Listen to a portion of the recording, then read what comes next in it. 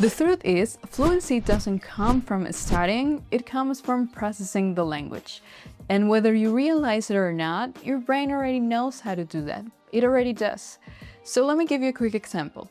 When you're new in a city or you're in a new country, you have no idea where anything is.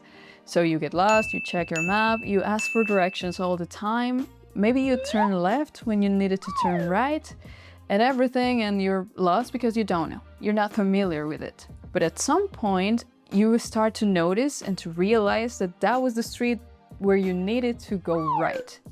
And now you notice, and now you see a big bookstore that it's always after the traffic light. And now you notice, and now you can do it without a map. You just walk naturally. And that's what the language should feel like. That's what we labeled as the R.A.C system. R.A.C, recognize, accept, and copy. And that is not the way that we just learn how to move around. It's basically how we learn to do almost everything. From riding a bike, to using a camera, to learning how to cook. At the beginning, you are nervous, or maybe you don't know, you don't understand a lot at the beginning, but then you start to notice the patterns and you start to see what's going on, how it works, and now you're comfortable with it. Now you can do it by yourself, or even you can explain it to somebody else. So this isn't just about languages. This is a natural learning system that your brain already has, and it's how we improve at anything. So if you apply that to your English process, things can start to change, and it'll change the way that you approach it. So that's what we're diving into today, and let me bring Sal to break it down. Sal, can you tell us what is R.A.C exactly? So R.A.C is something that we made up. It's an acronym. It's easier to remember. It's the way that the brain acquires language, the way we figure out a lot of things that are not academic. So it's just recognize, accept, and copy.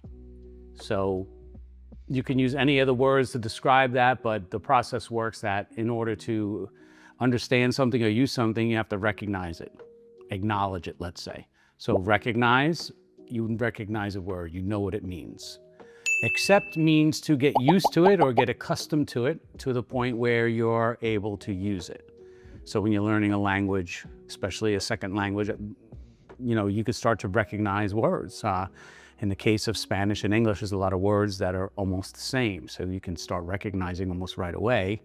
Then when you get used to the pronunciation, or you get used to hearing the pronunciation, you start to accept it.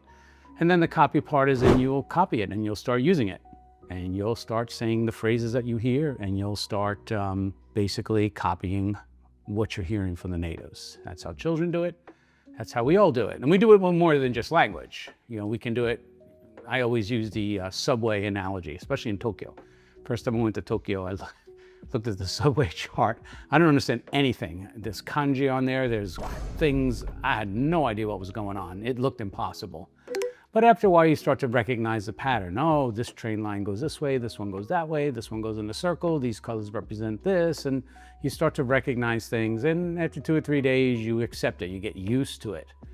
And you feel like pretty good, I know how to navigate around. And after a while of doing that, you can tell other people, hey, let me tell you how this works.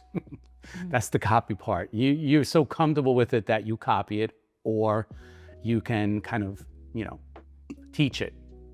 And that's what R.A.C means to us. So I like to always remind people of the process of acquiring language is not memorization. It's not necessarily understanding the grammar. There's a place for that and a time for that. But when you're acquiring a language, you just need to recognize, accept, and copy. You start to see things and, oh, yeah, that's a camera, right? That happens to be the same, Spanish, English, oh, camera, camera. You feel comfortable with that because it's pretty simple. And you could say, tengo una cámara. I have a camera, right? Whatever. That's the process. So we're just simplifying it so everybody could understand it, but that's the process of acquiring language. What do you learn with that system? Yeah, everything. Everything. Everything, and that's what children do. Children don't study languages. They don't understand grammar. They just start recognizing this sound means this, or if I'm hungry, I do this. And, they know for certainty that if they do, even animals do that to a certain degree, right? And then they start to copy and they start to learn phrases that the parents say. They learn cuss words when the parents say the cuss word. They think it's funny because you laugh even though you don't want them to do it, and then they copy it and they keep doing it. It's a normal process. We're just putting an acronym to it so we can remind people. But it's the process that we acquire languages, and we do it across the board. In the end, no matter how you study a language, you have to acquire it. You have to get used to it. You have to recognize things. You can study all you want in books, but when you hear things, they're different, right? So you have to start recognizing when people speak what that means, what those sounds are. And you start to make an image in your head. When you're pretty confident with it, you start to copy it. That's why when you go to England to learn English as a foreign learner, you tend to speak with a British accent because that's what you're copying, that's what you're hearing. You go to United States, you'll tend to copy that accent because we're just copying. But in order to copy, you have to recognize something. You have to have the data to copy. So just studying a word doesn't mean that you recognize it, right? And in the end, that's what communication is. That's that process. You said that it's not necessary to understand it, to recognize it. Is it what you said? No, what I'm saying is when you're acquiring the language, and if we look at how native speakers acquire the language, you watch your kids, if you have kids, and they learn the patterns. So they know when they want to express something in the past, they'll eventually learn the pattern of speaking in past tense. They don't understand past tense. If you told them what tense that was, it would make no sense. And most native speakers, if you stop them in the street and ask them, even educated people, about grammar and when we use it and why we use it, they won't know. But they'll use it correctly, right? Because we're just copying what we've already heard. And we're also copying mistakes. Mm-hmm. Make no mistake about it. This is how language changes, because we copy mistakes and then we get to, okay, we accept the mistakes and we consider them normal or correct, but grammatically they're not actually correct, right? A good example of that is we tend to take the ly many times off of an adverb, right? So I'm running quick. Well, it should be I'm running quickly.